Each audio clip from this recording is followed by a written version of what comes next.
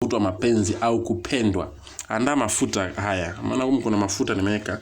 Huu ni mchanganyiko wa mafuta. Nimechukua hii hapa Gift of Zanzibar. Nikachukua haya mafuta ya fenugreek. Nimechukua mafuta ya fenugreek.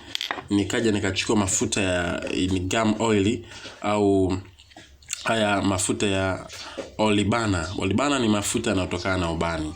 Lakini pia nikaja nikachukua mafuta ya mjasmini, ni marashi ya mjasmini. Nikachukua mafuta ya karafuu, nikachukua marashi jabal au rose, marashi rose. Lakini nikaja nikachukua binti Sudan. Binti Sudan, alafu vile vile nikaja nikachukua lavender, nikachukua miski nyeupe, alafu nikaja nikachukua alhud. Nimechukua alhudi, lakini sijasahau kuna lodi. Kuna hii hapa lodi, lakini pia nimechukua mafuta ya nazi meupe. Mafuta ya nazi meupe na mafuta ya mzaituni. Haya mafuta yote nimeyachanganya kwenye chupa hii, ndio hayo unayaona.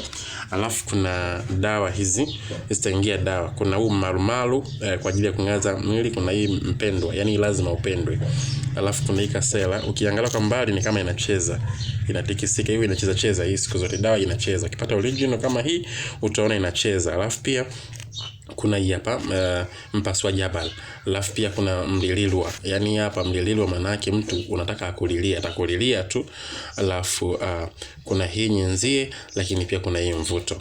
Hizi zinaingia humu zote, ipo tayari kwa ajili ya kuchanganya na kupaka. Hii inafanya kazi ya kupendwa, kusikilizwa pamoja na kuvuta wateja. Na wewe mpakaji ukipaka utapendwa na watu wa kila aina, wenye pesa na wasiunazo pesa.